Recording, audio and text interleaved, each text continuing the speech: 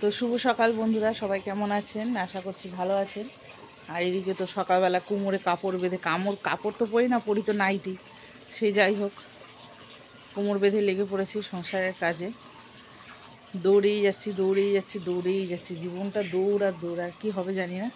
সকালবেলা উঠে একটু ফেসবুকে কাজ করতে হয়, আবার এদিকে সংসারের কাজ। ছেলেটা যাবে স্কুলে, আর দেখো ভাত বসিয়েছে।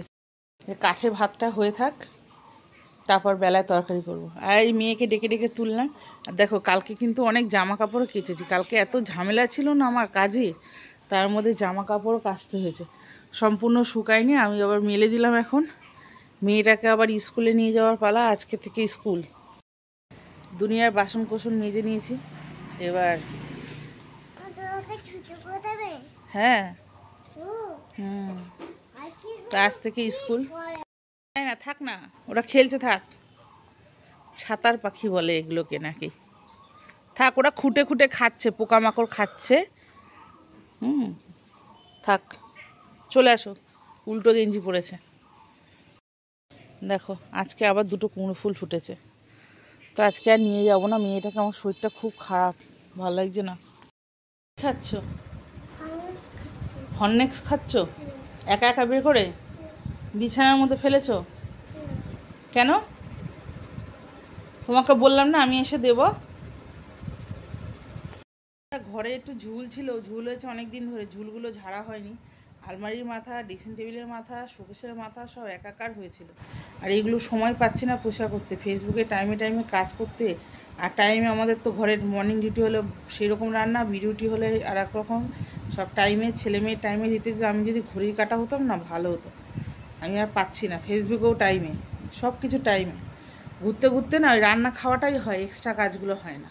তো ঝুল ঠুল ঝেড়ে মাথায় শ্যাম্পু করলাম। ও তার আগে কি ঝুল ঝাড়লাম, ঘর মুছলাম, মুছে বাইরে বেরোলাম। ওর বাবা ফোন করেছিল, বললাম একটু ভিডিও কলে মেয়ের সাথে কথা বলো, আমি রোদে নেব না। বাইরে গিয়ে মাছ কিনে নিয়ে আসলাম বাজার থেকে, মাছ নিয়ে আসলাম। আর এসে মাথায় একটু শ্যাম্পু করে স্নান করতে গেছি। বারবার ডাকছে আমাকে, হরলিক্স আমি যাচ্ছি, তোকে বের করে দিচ্ছি। এই চেয়ার নিয়ে, এই চেয়ারের উপরে উঠে ড্রেসিং টেবিলের ওখান থেকে পেরেছে। এই যে হরলিক্স নিয়ে একা একা খাচ্ছে। তো বন্ধুরা দেখো, মাছ ভাজা চলছে। আর এটা ছিল হচ্ছে জ্যান্ত কাতলা। তো মাছটা আমি নিয়ে এসেছি অনেকক্ষণই হলো। আর এই দেখো ভেজে রেখেছি। আর এখানে ঝোল রান্না করবো হচ্ছে আলু দিয়ে, পটল দিয়ে, আর একটু আদা পেঁয়াজ কেটে রেখেছি, এটা একটু বেটে নেবো।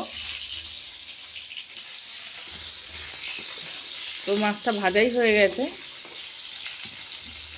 আজকে আমি মাছ কাটিনি, মাছওয়ালা দাদাকেই বললাম মাছটা একটু কেটে দিন, নাহলে আমার অনেকটা সময় লেগে যাবে। তো বন্ধুরা দেখো, এখানে জিরে তেজপাতা ফোড়ন দিয়েছি। তার আগে দেখো কড়াটা আমার পুড়ে গেল। তো তার আগে দেখো আলু ভেজে রেখেছি, পটলটাও ভেজে রেখেছি, মাছও ভাজা হয়ে গেছে। এখন টমেটোটা, কাঁচা লঙ্কাটা দিয়ে দিলাম তেলের উপরে, তো নেড়ে চেড়ে নিয়ে ভালো করে। তারপরে দেবো ওর মধ্যে আদা পেঁয়াজ যেটা বেটে রেখেছিলাম সেইটা। বন্ধুরা টমেটোটা ভাজা হয়ে গেছে, পেঁয়াজ আর আদা বাটাটা দিয়ে দিলাম। আর এর মধ্যে দেবো একটু সামান্য লঙ্কার গুঁড়ো দেবো, বেশি না দিলেও চলবে, এখানে টমেটো রয়েছে তো অলরেডি তরকারি লাল হয়ে গেছে মশলা। দেখো টমেটো সব গলেও গেল। একটু জিরে গুঁড়ো, একটু হলুদ গুঁড়ো দিয়েছি, আর একটু দিতে হবে, আর একটু লঙ্কার গুঁড়ো এই দেবো। নুন হলুদ দিয়ে দিয়েছি এই, হ্যাঁ। আর এর মধ্যে দিয়ে দিলাম একটুখানি চিনি। চিনিটা এই কারণে দিলাম, কালারটাও আসবে। আর হচ্ছে গিয়ে যেহেতু সবজি দিয়েছি, একটু মাছের ঝোল যদি কোনো রকম সবজি দিয়ে রান্না করা হয় তাহলে কিন্তু একটু মিষ্টি দিতে হয়। প্লেন আলু দিয়ে ঝোল রান্না করলে না দিলেও চলে, কিন্তু সঙ্গে যদি কিছু সবজি দেওয়া হয় অবশ্যই একটু মিষ্টি দিতে হয়, তাহলে তরকারির টেস্টটা ঠিক রাখবে। ঝোলটা মিষ্টি হবে না, অনেকে হয়তো ভাববে মা তরকারিতে মিষ্টি খায়, কীরকম একটা ব্যাপার, কিন্তু বিষয়টা সেটা না। ঝোলটা মিষ্টি করে খাবার জন্য চিনিটা দেওয়া হয় না, তরকারির ঝোলের টেস্টটা, ব্যালেন্সটা ঠিক রাখে মিষ্টিটা, সেই জন্য। বন্ধুরা দেখো, এই বাটিটার মধ্যে আলু পটল ভেজে রেখেছিলাম, তো তেল ছিল অনেক, এর মধ্যে জল দিয়ে দিয়েছিলাম তরকারিতে দেবো বলে।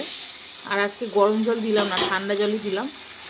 আর এখন জল দিয়ে চলে যাব মেয়েকে স্নান করাতে। স্নান করাবো না, একটু মুছিয়ে দেবো, রোদে জল দিয়েছি, মেয়েটার গাটা আবার গরম গরম লাগছে, ছেক করছে, আর একটু জল লাগবে। বন্ধুরা দেখো মাছের ঝোল নামিয়ে নিয়েছি, আর মেয়ের জন্য তো মাছ ভাজা রেখে দিয়েছিলাম একটা, তো ছেলে চলে এসছে, ওকে এখন খেতে দিতে হবে।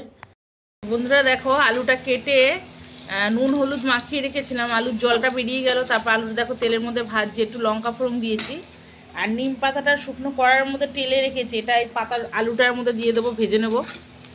আর এটা হচ্ছে আমার বাবার খুব ফেভারিট, এই আলু দিয়ে নিম পাতা ভাজা খুবই পছন্দ করে, বেগুনের থেকে আলু দিয়ে বেশি পছন্দ করে। বন্ধুরা আমার নিম পাতাটাও ভাজা হয়ে গেল আলু দিয়ে।